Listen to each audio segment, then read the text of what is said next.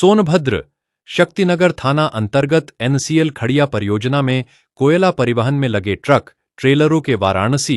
शक्तिनगर मुख्य मार्ग व पटरियों पर बेतरतीब ढंग से खड़े होने से आए दिन जाम की स्थिति उत्पन्न हो रही है।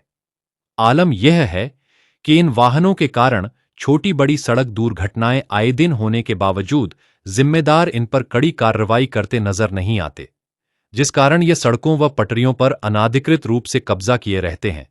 जबकि सड़क और हाईवे आवागमन के लिए होते हैं, न कि वाहन खड़े करने के लिए। एनसीएल खड़िया परियोजना के न्यू सीएचपी मार्ग से लेकर बोदरा बाबा पहाड़ी मार्ग से नए रेलवे पुल तक कोल परिवहन के वाहन कब्जा जमाए रहते हैं, जिस कारण राहगीरों को कठिनाइयों का सामना करना पड़ता है। कई बार सड़क दुर्घटनाएं भी हो चुकी हैं, लेकिन जिले का यातायात विभाग, पुलिस विभाग व अन्य जिम्मेदारों के कोरम पूर्ति कार्रवाई से यातायात अक्सर बाधित तो रहता ही है, इसके अलावा सड़कों पर छोटी बड़ी दुर्घटनाएं भी हो रही हैं। बोदरा बाबा पहाड़ी मार्ग के समीप तो सुबह स्थिति भयावह रहती है। सुबह का मंजर ऐसा होता है मानो राष्ट्रीय राजमार्ग नहीं, किसी कंपनी द्वारा अस्थायी रूप से बनाया गया पार्किंग स्थल हो। जल्दी लोडिंग पॉइंट तक पहुंचने के लिए ये वाहन मुख्य मार्ग के डिवाइडरों के भी स्पीड ब्रेकर समझकर पार कर जाते हैं। बीते वर्ष खड़िया बाजार के एक व्यापारी के बेटे की कोल परिवहन के वाहन के चपेट में आकर गंभीर रूप से घायल होने के बाद उपचार के दौरान मौत तक हो चुकी है। इसके बावजूद जिम्मेदारों को अपनी जिम्मेदारी का निर्वहन करने में क्या परेशानी आ रही समझ से परे है, जबकि कुछ वर्षों पूर्व नागरिक मंच के बैनर तले कोल परिवहन को सड़क मार्ग से बंद करने के लिए चक्का जाम तक किया गया था और खबरों के अनुसार एनसीएल खड़िया परियोजना द्वारा तय समय पर सड़क मार्ग से कोल परिवहन बंद करने का लिखित आश्वासन भी मिला था। इसके बावजूद कोयला परिवहन सड़क मार्ग से किन कारणों से निरंतर जारी है, यह बड़ा सवाल है।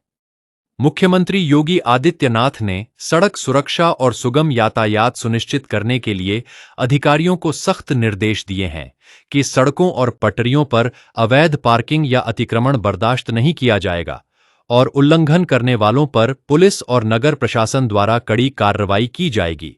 इसके बावजूद शक्तिनगर स्थित एनसीएल खड़िया व बीना परियोजना में लगे कोयला परिवहन के वाहन सड़कों पर निरंतर बेढंग तरीके से खड़े रहते हैं, जिस कारण आए दिन आम नागरिक सड़क दुर्घटनाओं का शिकार होते रहते हैं। पूर्व में पुलिस अधीक्षक डॉक्टर यशवीर सिंह द्वारा संबंधित अधिकारियों को निर्देश दिए थे कि सड़कों व पटरियों पर किसी भी दशा में वाहन न खड़े हों।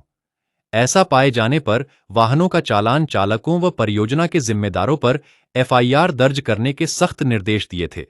लेकिन वर्तमान समय में पुलिस अधीक्षक एवं जिलाधिकारी पूर्व के निर्देशों का जरा भी पालन कराते तो शायद सड़कों की स्थिति थोड़ी सुधर सकती थी। ऊर्जांचल क्षेत्र की बड़ी विडंबना यह भी है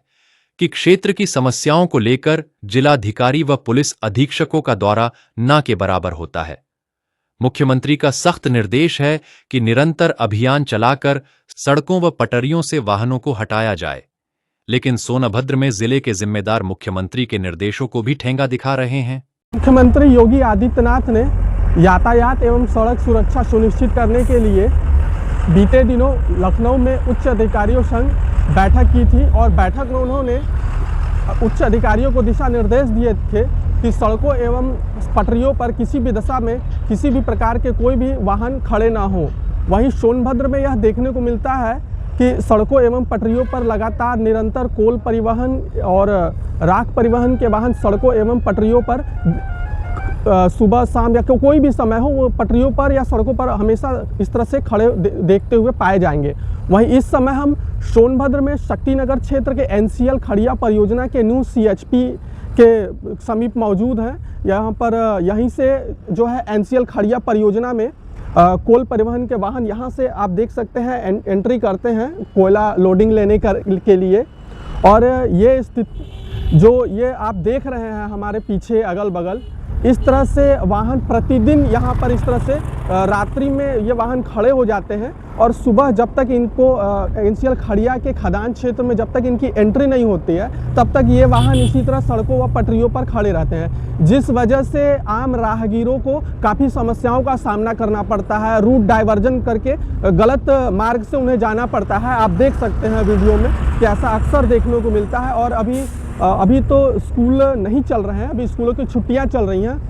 लेकिन स्कूल जब चलता है उस दौरान स्कूली वाहनों व कामगार जो होते हैं, जो दूर क्षेत्रों में काम करने के लिए जाते हैं, उनको भी इस तरह से जाम के झाम में फंसकर काफ़ी समस्याएं उठानी पड़ती हैं। और मुख्यमंत्री के सख्त निर्देश हैं कि किसी भी दशा में सड़क की पटरियों व सड़कों पर किसी भी प्रकार के कोई वाहन न खड़े हों, और अगर ऐसा पाया जाता है तो उसके लिए पुलिस और विशेष प्राधिकरण क्षेत्र के साडा और निगम की ओर से कड़ी कार्रवाई करने के उन्होंने सख्त निर्देश दिए हैं। और सबसे खास बात यह है कि अभी कुछ समय पूर्व सोनभद्र एसपी डॉक्टर यशवीर सिंह थे,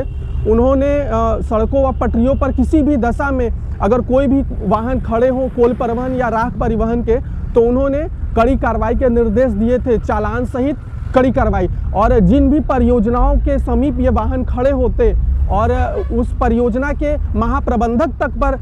कार्रवाई व एफआईआर तक के निर्देश दिए थे। और इसे देखने को ये भी मिला था कि बीना परियोजना में कुछ समय पूर्व इस तरह सड़कों की पटरियों पर वाहन खड़े थे और बिना एनसीएल बिना परियोजना के संबंधित जो खदान क्षेत्र या काटा बाबू व अन्य अधिकारी होते हैं उन पर एफआईआर तक की गई थी। इसके बावजूद भी सड़कों व पटरियों से इस तरह से वाहन लगातार निरंतर खड़े हो रहे हैं। और इन पर जो है यातायात विभाग सोनभद्र का हो, पुलिस विभाग और पीडब्ल्यूडी विभाग को भी इस पर कार्रवाई करनी चाहिए, क्योंकि सड़क तो उन्हीं के अधीन है, लेकिन वह भी इस पर इस तरह से निरंकुश कार्रवाई करने के कारण ये वाहन लगातार इस तरह से पटरियों पर खड़े होते हैं और ये मनमाने तरीके से होते हैं। इनकी वजह से सड़क दुर्घटनाओं में इजाफा निरंतर होता है और छोटी बड़ी दुर्घटनाएं भी होते रहती हैं।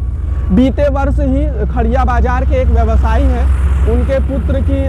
इसी तरह कोल परिवहन के वाहन से चपेट में आने के कारण काफ़ी वह चोटिल हो गया था और उपचार के दौरान उसकी मौत भी हो चुकी है। तो स्थानीय प्रशासन और यातायात विभाग को मिलकर लगातार